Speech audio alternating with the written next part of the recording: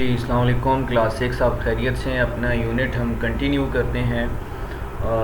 जो आज हम पढ़ने जा रहे हैं टॉपिक है हमारा हाई लेवल लैंग्वेजेस। प्रीवियस जो सेशन था उसमें आपने पढ़ा था कि लो लेवल लैंग्वेजेस क्या होती हैं। उनमें आपने देखा था मशीन लैंग्वेज और असेंबली लैंग्वेज। अब यहाँ पे आज है high level languages, type of languages आप और इसके अलावा लैंग्वेज ट्रांसलेटर्स का ज़िक्र आएगा साथ में। तो ये क्या होती हैं? तो हाई लेवल लैंग्वेजेस पहले भी बताया था आपको। ऐसी यूनिट 3 आपका हम ये कंटिन्यू कर रहे हैं, that is about programming languages. तो प्रोग्रामिंग लैंग्वेजेस वही हैं जो आप कंप्यूटर लैंग्वेजेस उनको दूसरा नाम देते हो, जो कंप्यूटर को इंस्ट्रक्ट करने के लिए यूज़ होती हैं, क्योंकि कंप्यूटर हमारी ज़बान नहीं समझता। ये सारा रिव्यू है तो अपने सादा अल्फाज में। तो आप प्रीवियस अगर सेशन आपने अच्छे तरीके से उसको सुना और स्टडी किया तो अब हम कंटिन्यू करते हैं हाई लेवल लैंग्वेजेस। पहले ये होता था पुराने दौर में कि प्रोग्रामिंग जितनी भी होती थी वो लो लेवल होती थी, मींस के वंस और ज़ीरोज़ की फॉर्म में होती थी। तो उसमें बहुत मुश्किल था किसी के लिए कि कोई प्रोग्राम या कंप्यूटर को कोई कमांड दे, इंस्ट्रक्ट करे, क्योंकि वंस एंड ज़ीरोज़ के लिए आपको सर्किटरी को समझना होता था। उसको जिसने सर्किट डिज़ाइन किया है उसके लिए पॉसिबल होता था, लेकिन वो भी डिफ़िकल्ट होता था कि वो उसको इंस्ट्रक्ट कर सके। तो जब ये लैंग्वेजेस बनी हाई लेवल लैंग्वेजेस, इनकी मदद से ये आसान हो गया कि आप कंप्यूटर को इंस्ट्रक्ट कर सकें। आपको अगर सर्किट का आइडिया नहीं भी है तो भी आप ये काम कर सकते हैं। तो इसके लिए बहुत आसानी हो गई। वैसे ये होता है कि अब हाई लेवल लैंग्वेजेस इसलिए बनाई गई हैं कि कंप्यूटर को इनको ट्रांसलेट करना होता है, और क्योंकि कंप्यूटर जो है हमारी ज़बान नहीं समझता और हम कंप्यूटर की ज़बान नहीं समझते।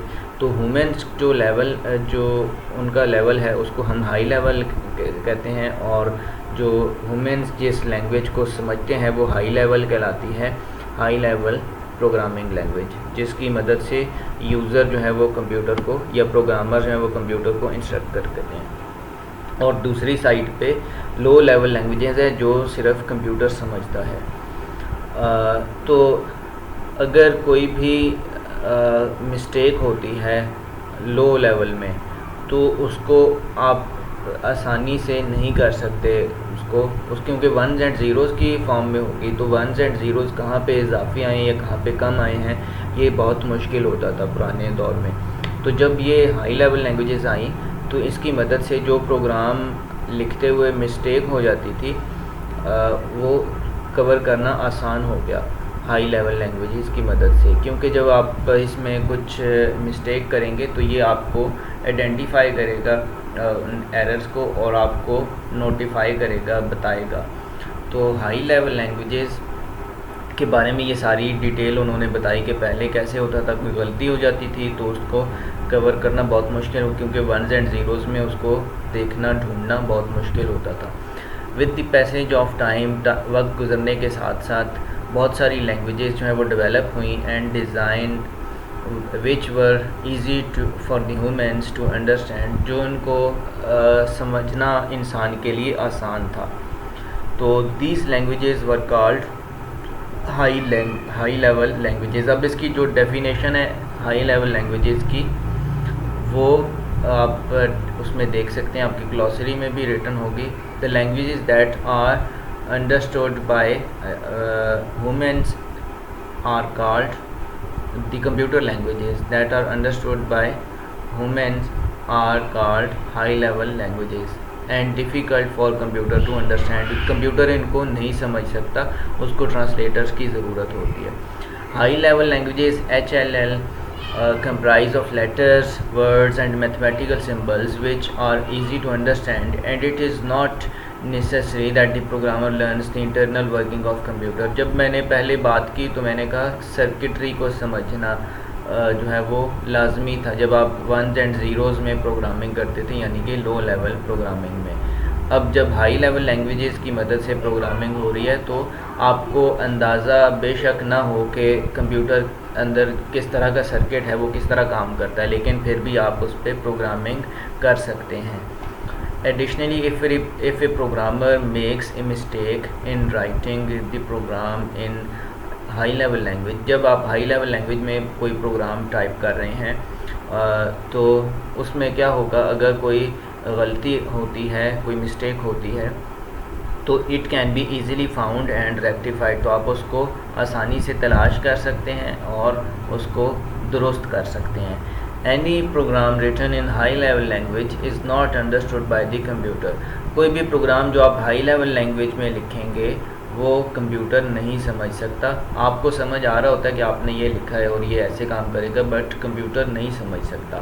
However, these softwares called there are softwares called language processors और language translators। एक सॉफ्टवेयर जो लैंग्वेज ट्रांसलेटर्स या लैंग्वेज प्रोसेसर्स कहलाते हैं वो कन्वर्ट करते हैं हाई लेवल लैंग्वेज को लो लेवल लैंग्वेज में और enable the computer to understand it. For example, आप अगर किसी दूसरे मुल्क में चले जाएं, चाइना में चले जाएं, तो वहाँ पे आप उनकी ज़बान नहीं समझ सकते और वो आपकी ज़बान नहीं समझ सकते, तो आपको कोई ट्रांसलेटर चाहिए होगा, ऐसा आदमी चाहिए होगा जो दोनों ज़बानें जानता हो। तो वो क्या करेगा, उनका कहा हुआ आपको बताएगा और आपका कहा हुआ उनको बताएगा। तो इसी तरह लैंग्वेज ट्रांसलेटर्स भी ये काम करते हैं, लैंग्वेज प्रोसेसर भी ये काम करते हैं कि जो यूज़र कहता है वो कंप्यूटर को बताते हैं और जो कंप्यूटर कहता है वो यूज़र को बताते हैं। तो मुख्तलिफ़ टाइप्स हैं।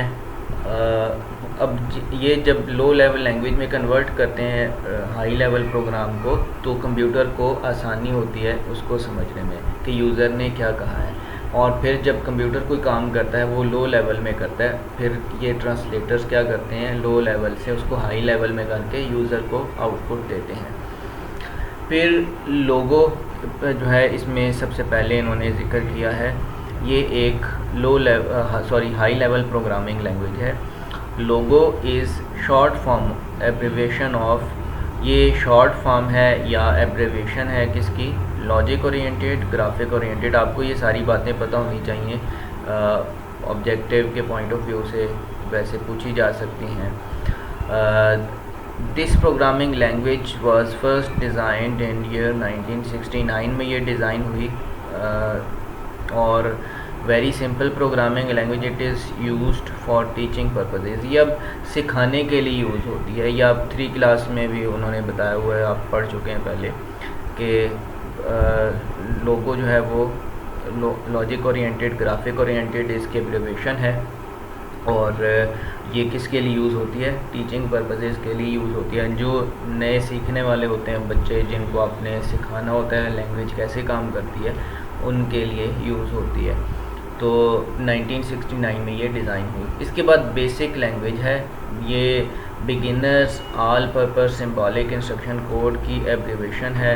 इसकी फुल फॉर्म आपको ये बता दी, ये भी 3 क्लास में भी है। और ये क्या है कि बनाई गई किस लिए, बिगिनर्स के लिए बनाई गई। बिगिनर कौन होता है, जिसको प्रोग्रामिंग का इतना आइडिया नहीं होता। This is a language that is taught to somebody who is a beginner.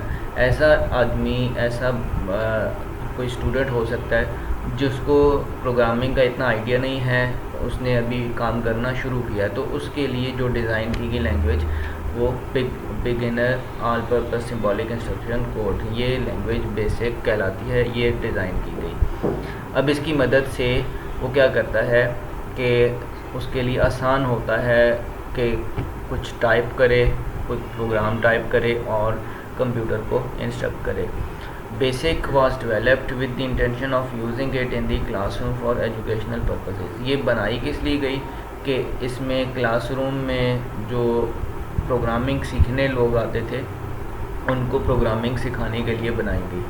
However, it has become very popular language and is widely used even today। आज भी ये यूज़ हो रही है और लोग इसको सीखते हैं ताकि प्रोग्रामिंग का आइडिया जो है वो समझ सकें।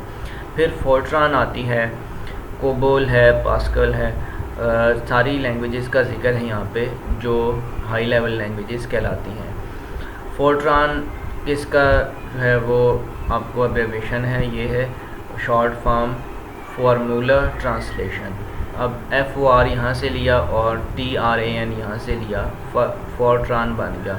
तो Fortran is the oldest high level language which was first launched in year 1957।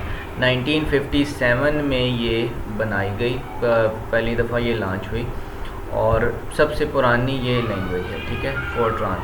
ये किस लिए बनाई गई थी कि कम्प्लेक्स प्रोग्रामिंग लैंग्वेज है ये, क्योंकि जितने भी साइंटिफिक फार्मूलाज होते थे उनको उनके ट्रांसलेट करने के लिए, कोई भी कैलकुलेशन करने के लिए साइंटिफिक, उसके लिए यूज़ होती थी। This language is more useful in processing numeric data. जो न्यूमेरिक डाटा होता था मीन्स के नंबर्स की बेस पे जो डाटा होता था उसको कैलकुलेशन उस पर परफॉर्म करने के लिए। तो ये नॉन न्यूमेरिक ऑपरेशंस के लिए नहीं है। नॉन न्यूमेरिक जिसमें नंबर्स ना इन्वॉल्व हो, ठीक है, ऐसा इंफॉर्मेशन ये प्रोसेस नहीं कर सकती, न्यूमेरिक के लिए यूज़ होती थी लैब्स में, फ़िज़िक्स के जो है केमिस्ट्री के कुछ फार्मूलाज वगैरह उन पे कुछ चीज़ें परफॉर्म करने के लिए। इसके बाद कोबोल आता है। COBOL language common business oriented language का मुखफ़फ़ है, यानी कि एब्रीवेशन है, शॉर्ट फॉर्म है। This language is used to write programs which are related to business. Business से रिलेटेड जो प्रोग्राम्स होते थे उनको करने के लिए, आप कह सकते हैं क्रिएट करने के लिए ये यूज़ होती थी, common business oriented language. Because it has the capability of handling large amount of data. ये इसमें ये सलाहियत थी कि लार्ज अमाउंट ऑफ डाटा उसको हैंडल कर सकती थी और उस पर कैलकुलेशंस परफॉर्म कर सकती थी। तो इसके बाद आता है पास्कल। पास्कल लैंग्वेज जो है ये हाई लेवल प्रोग्रामिंग लैंग्वेज जो डेवलप हुई 1960s में, और निकोलस जो है वो आदमी था जिसने ये डेवलप की थी। He named this after Blaise Pascal who was a famous French mathematician. ये ब्लेज पास्कल ने बनाई नहीं थी, लेकिन ये निकोलस जो था ये उससे मुतासिर था, उसका स्टूडेंट था, और उसने फिर ये इसका नाम जो दिया पास्कल नाम दिया, क्योंकि वो उसके काम से मुतासिर था ब्लेज पास्कल के। ब्लेज पास्कल का नाम आपने पढ़ा है उसमें, जहाँ पे हिस्ट्री में डिफरेंट डिवाइसेस वगैरह का जिक्र आता है वहाँ पे। तो this language is used for scientific and file processing programs. तो साइंटिफिक कैलकुलेशंस के लिए यूज़ होती थी ये, और दूसरा कुछ फाइल्स को प्रोसेस करने के लिए। फिर लैंग्वेज सी आती है, C++ आती है। सी लैंग्वेज अब वाज डिज़ाइंड और written in the early 1970s। ये 1970s के शुरू में बनी ये लैंग्वेज डिज़ाइन हुई, और ये बनाई किसने थी? डेनिस एम रिची, जो क्या था AT&T कंपनी थी, वहाँ पे ये मुलाजमत करता था। तो पूरा नाम क्या है इसका? डेनिस एम रिची, जिसने सी लैंग्वेज बनाई थी, जो काम कहाँ पे करता था? AT&T में, ठीक है। ये लेबॉर्ट्रीज़ थी, एक कंपनी थी, IT कंपनी उस वक्त की, तो वहाँ पे ये काम करता था। This is a general purpose programming language. ये एक आम जो है मतलब एक प्रोग्रामिंग लैंग्वेज थी मुख्तलिफ काम सर अंजाम देने के लिए, which include some features of low level language, जिसमें लो लेवल के भी कुछ फीचर्स थे। दी सी लैंग्वेज इज़, यानी लो लेवल के ये फीचर्स थे कि इसको आप कोई ऑपरेटिंग सिस्टम की तरह का कोई प्रोग्राम बनाने के लिए यूज़ कर सकते थे। तो the C language is suitable for developing operating systems and other application software. तो दूसरे एप्लीकेशन सॉफ्टवेयर वगैरह बनाने के लिए और ऑपरेटिंग सिस्टम डिज़ाइन करने के लिए ये लैंग्वेज बनाई गई। ऑपरेटिंग सिस्टम जैसे विंडोज़ या different operating system and Linux वगैरह, ये कोई डिज़ाइन करने के लिए, और इसके अलावा एप्लीकेशन सॉफ्टवेयर भी। तो दोनों ऑपरेटिंग सिस्टम की डेफिनेशन भी आपने पढ़ी है, एप्लीकेशन सॉफ्टवेयर की भी, तो आपको ये आइडिया होना चाहिए दोनों क्या चीज़ें हैं। फिर C++ इसके बाद आती है। ये इसी का एडवांस वर्जन है, ठीक है। C plus plus is general purpose programming language like C की तरह ये भी जनरल पर्पज़ प्रोग्रामिंग लैंग्वेज है। मीन्स के मुख्तलिफ यूजेस के लिए हो सकती है, एप्लीकेशन प्रोग्राम्स के लिए भी, ऑपरेटिंग सिस्टम्स के लिए भी और दूसरे पर्पसेस के लिए भी। The C language C plus plus language is modified and perfected version of C language, ठीक है। जो सी लैंग्वेज थी उसका एक नया वर्जन जब निकाला गया जिसमें बहुत सारे फीचर्स थे, उसको सी प्लस प्लस का नाम दिया गया।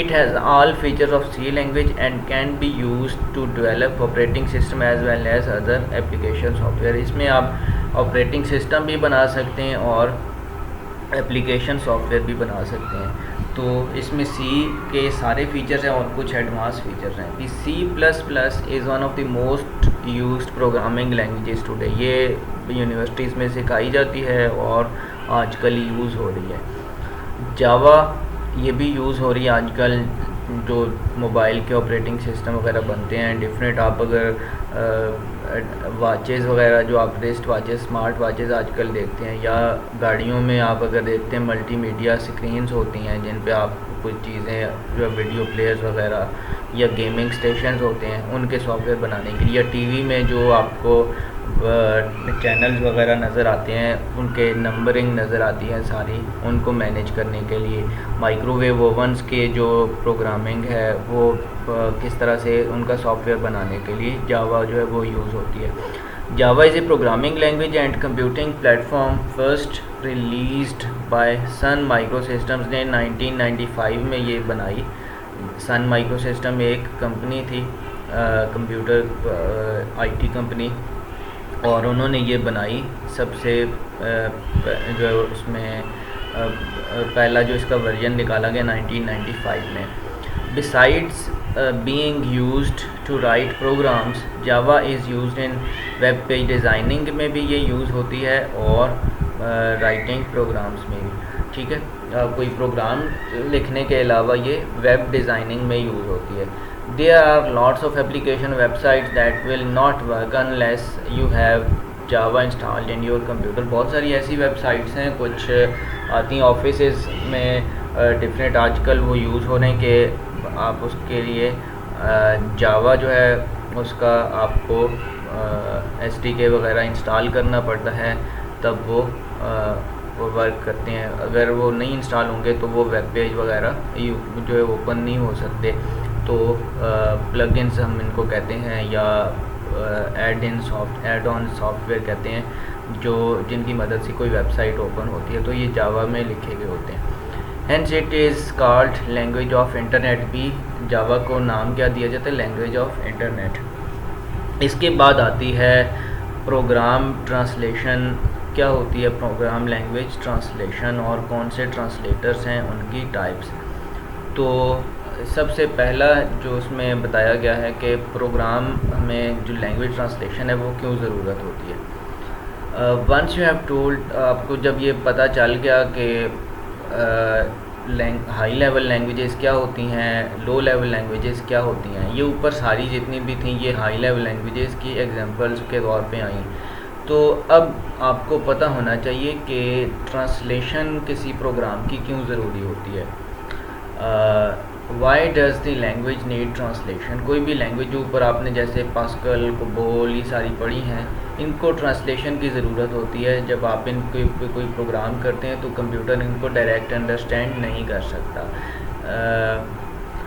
आपने पढ़ा है machine language 1s and 0s की फॉर्म में होती है, और हाई लेवल लैंग्वेज जो होती हैं वो ऐसी लैंग्वेज होती हैं जो ह्यूमन अंडरस्टैंड करता है, कंप्यूटर अंडरस्टैंड नहीं कर सकता। इसलिए practical solution of this problem is to translate the higher level languages to low level languages so that machine can understand them and can execute them। तो इसलिए क्या होता है कि कंप्यूटर जैसा कि हाई लेवल को अंडरस्टैंड नहीं करता, और ह्यूमन जो है वो लो लेवल लैंग्वेजेस को या मशीन लेवल लैंग्वेजेस को अंडरस्टैंड नहीं करता। तो हल इसका ये निकाला गया कि लैंग्वेज ट्रांसलेट कर दी जाए, जो हाई लेवल में लिखा हुआ है वो उसको लो लेवल में चेंज करके कंप्यूटर को समझाया जाए, और जो लो लेवल में है उसको हाई लेवल में करके यूज़र को समझाया जाए। तो ये इसका हल निकाला गया।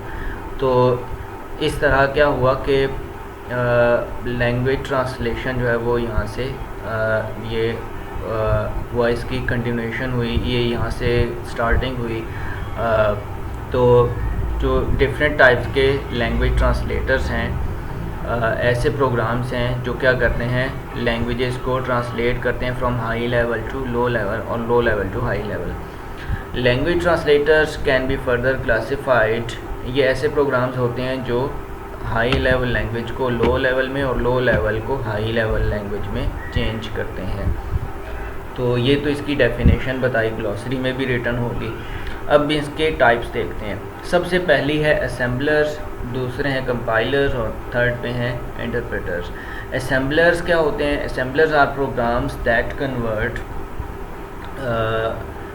प्रोग्राम्स। असेंबलर्स अब ऐसे ट्रांसलेशन प्रोग्राम्स हैं, ट्रांसलेटर्स हैं। Assembler are translators, language translators that convert programs written in assembly language to machine language which comprise of binary codes. पहले भी आपको बताया कि जो असेंबली लैंग्वेज होती है वो क्या होती है, कोड्स होते हैं, जैसे ऐड, सब, इस तरह के वर्ड्स जो हैं, जिस तरह आप एग्जांपल के तौर पे ले लो, तो ये यूज़ होते हैं, उसको कोड्स होते हैं छोटे छोटे, जिन्हें आप मिनीमोनिक्स भी कहते हो। अगर आप असेंबली लैंग्वेज की ऊपर डेफिनेशन दोबारा जाके देखो तो यहाँ पे असेंबलर्स ऐसे लैंग्वेज ट्रांसलेटर्स हैं जो असेंबली लैंग्वेज में लिखे गए प्रोग्राम को चेंज करते हैं मशीन लैंग्वेज में, यानी वंस और ज़ीरोज़ की सूरत में या बाइनरी कोड में चेंज करते हैं। तो इसके बाद आते हैं कंपाइलर्स और इंटरप्रेटर्स। कंपाइलर्स ऐसे हैं, एक सवाल बार बार पूछा जाता है, व्हाट इज़ डिफरेंस बिटवीन, और बहुत इंपॉर्टेंट है ये, what is difference between compilers and interpreters. दोनों में फ़र्क आपको पता होना चाहिए। अभी मैं यहाँ पे फ़र्क भी बताऊँगा। तो ये आपका ये क्वेश्चन जो है वो हर लेवल पे पूछा जाता है, दोनों में आपको फ़र्क पता होना चाहिए। What is difference between compiler and interpreter, तो आपको दोनों का डिफरेंस पता होना चाहिए। कंपाइलर्स हैं, कंपाइलर्स आर प्रोग्राम्स, ऐसे प्रोग्राम्स हैं जो कन्वर्ट करते हैं हाई लेवल लैंग्वेज को लो लेवल लैंग्वेज में या मशीन लैंग्वेज में। कंपाइलर्स भी क्या करते हैं, हाई लेवल को लो लेवल में चेंज करते हैं, और इंटरप्रेटर भी हाई लेवल को लो लेवल में चेंज करते हैं। मैं दोनों को साथ साथ बताता हूँ ताकि आपको पता चले दोनों में डिफरेंस। कंपाइलर्स भी हाई लेवल को लो लेवल में चेंज करते हैं या मशीन लैंग्वेज में चेंज करते हैं। इंटरप्रेटर्स भी हाई लेवल को मशीन लैंग्वेज में चेंज करते हैं। Compiler program rewrites the entire program written in high level language to machine level language। तो कंपाइलर जो होता है वो क्या करता है, दोबारा लिखता है पूरे प्रोग्राम को जो हाई लेवल में है उसको मशीन लैंग्वेज में। यानी कि आपने एक प्रोग्राम लिखा, उसमें अगर 10 लाइनें थी तो पूरा प्रोग्राम जो है हाई लेवल में उसको जो कंपाइलर है वो चेंज कर देगा लो लेवल में। तो उन 10 लाइनों को ट्रांसलेट कर देगा जो उस प्रोग्राम में थी, पूरे का पूरा एक प्रोग्राम बना देगा जो मशीन कोड कहलाएगा या ऑब्जेक्ट कोड कहलाएगा, मशीन लैंग्वेज में चेंज करेगा। और इंटरप्रेटर क्या करता है, उनका अब डिफरेंस भी यहाँ पे आएगा।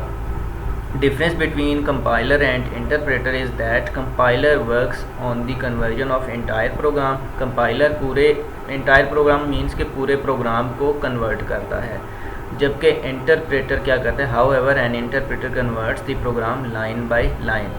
ये एक एक लाइन को ट्रांसलेट करता है और ये पूरे प्रोग्राम को ट्रांसलेट करता है। कंपाइलर पूरे प्रोग्राम को ट्रांसलेट करेगा मशीन लैंग्वेज में, और इंटरप्रेटर क्या करता है, दोनों में फ़र्क अब यहाँ पे आ रहा है। इंटरप्रेटर क्या करता है, कन्वर्ट करता है line by line.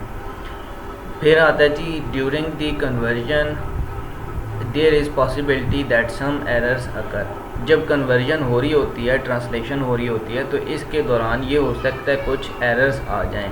And make the converted program non executable, और जो प्रोग्राम आपने कन्वर्ट किया है उसको नॉन एग्जीक्यूटेबल बना दें, यानी कि जो चल ना सके, नॉन एग्जीक्यूटेबल जो ना चल सके। ठीक है, तो जब एरर्स होंगे किसी फाइल में तो वो नहीं चल सकती। अगर ऐसी सूरत होती है, if this happens the compiler री रीड्स, तो कंपाइलर क्या करता है, दोबारा रीड करता है द इंटायर बाइनरी कोड, उस बाइनरी कोड को जो उसने यानी कि लो लेवल ये मशीन लैंग्वेज में कोड बनाया होता है पूरे प्रोग्राम का, उसको दोबारा रीड करता है और rectifies all the errors present in it. तो उसमें जितने भी एरर्स होते हैं उनकी इस्लाह करता है, दुरुस्तगी करता है जो उस फाइल में एरर होते हैं बाइनरी कोड में। फिर interpreter not only converts, interpreter क्या कर रहा होता है कि हाई लेवल लैंग्वेज को मशीन लैंग्वेज में लाइन बाय लाइन कन्वर्ट करता है, but also executes each line as it is converted. तो जो कंपाइलर होता है वो पहले कन्वर्ट करता है सारे प्रोग्राम को मशीन लैंग्वेज में, बाद में उसकी एग्जीक्यूशन होती है। और अगर कोई एरर आ जाए तो पहले एरर्स को रिमूव करेगा, सही करेगा, तब जाके एग्जीक्यूशन होगी बाद में। लेकिन इंटरप्रेटर क्या होता है, इंटरप्रेटर साथ साथ कन्वर्ट कर रहा होता है और साथ ही एग्जीक्यूट कर रहा होता है, यानी कि एक लाइन को ट्रांसलेट किया और उसको एग्जीक्यूट भी कर दिया, फिर एक लाइन को ट्रांसलेट किया, फिर एग्जीक्यूट कर दिया। तो ये फ़र्क है। फिर now this error free converted program can be executed by program computer. तो ये जो जिसमें एरर्स अगर आ जाएं तो उसके पहले रीड करता है उस फाइल को, बाइनरी कोड को, और उसमें मौजूद एरर्स को दुरुस्त करता है। फिर उसको क्या करता है, जो एरर ख़त्म हो जाते हैं तो वो कंप्यूटर में एग्जीक्यूट हो सकता है, चल सकता है वो प्रोग्राम। और फिर आती है बात if there is an error in any line, अगर इंटरप्रेटर में जब किसी लाइन पे एरर आ जाए तो ये क्या करता है, it does not gate executed after being converted. तो ये ट्रांसलेट होने के बाद इसको एग्जीक्यूट नहीं करता क्योंकि उसमें एरर होता है, और एरर जो होता है वो उसी जगह पे रोक देता है प्रोग्राम को और क्या करता है, यूज़र को बताता है कि इस जगह पे एरर आया है। तो जब तक वो एरर दुरुस्त नहीं होता वो प्रोग्राम आगे नहीं चलता। The interpreter reports the error to the user. तो एरर आपको यूज़र जो भी होगा, प्रोग्रामर होगा, उसको बताएगा कि ये यहाँ पे इस लाइन नंबर पे एरर है, इसको दुरुस्त करो। तो the C language is compiler based language. जो सी लैंग्वेज है वो कंपाइलर बेस्ड है, मींस के उस पर कंपाइलर काम कर रहा होता है, पूरे प्रोग्राम को वो कन्वर्ट करेगा, बाद में उसकी एग्जीक्यूशन होगी अगर उसमें कोई एरर नहीं है। और अब आता है एडवांटेज और डिसएडवांटेज ऑफ इंटरप्रेटर्स। यहाँ पे तो फ़र्क हमने दोनों में देख लिया यहाँ तक, और अब हम देखते हैं कि एडवांटेज क्या है और डिसएडवांटेज क्या है इंटरप्रेटर का और कंपाइलर का। तो the advantage of interpreter is that it can be use to check if a high level program has been written correctly. Advantage क्या है कि ये लाइन बाय लाइन चेक कर होता है ना, एक एक लाइन को चेक कर रहा होता है, उसमें कहाँ पे गलती है वो हमें हर लाइन नंबर पे बताएगा। तो ये इसका फ़ायदा है कि जब हम इंटरप्रेटर यूज़ करते हैं तो हमें हर लाइन पे अगर कोई गलती है वो सारी लाइन नंबर्स बताएगा, नोटिफाई करेगा इस लाइन नंबर पे ये गलती है। तो इसकी मदद से हम क्या कर सकते हैं, चेक कर सकते हैं कि कोई प्रोग्राम सही लिखा गया है या उसमें कोई गलतियां हैं। दूसरी चीज़ के because the interpreter identifies mistakes, क्योंकि इंटरप्रेटर जो है वो आइडेंटिफाई कर लेता है, जान लेता है कि कौन सी गलतियां हैं, और also indicates the command which has error in it, और वो कमांड भी बताता है, वो लाइन भी बताता है जिस पे गलतियां हैं। ठीक है, तो अब इसका नुकसान क्या है इंटरप्रेटर का? नुकसान इसका ये है कि it after it has converted the high level language program to machine program, जब ये कन्वर्ट करता है हाई लेवल प्रोग्राम को मशीन में तो execution takes longer than a program, तो कन्वर्टेड बाय कंपाइलर, तो इसको ज़्यादा वक्त लगता है एग्जीक्यूशन में। जब ये हाई लेवल से मशीन लैंग्वेज में चेंज करता है तो क्योंकि लाइन बाय लाइन कर होता है ना, एक एक लाइन कर रहा होता है, तो इसको फिर बाद में जब ये पूरा प्रोग्राम को जब चलाता है तो इसको वक्त लगता है, एग्जीक्यूशन टाइम इसका ज़्यादा होता है then a program converted by compiler.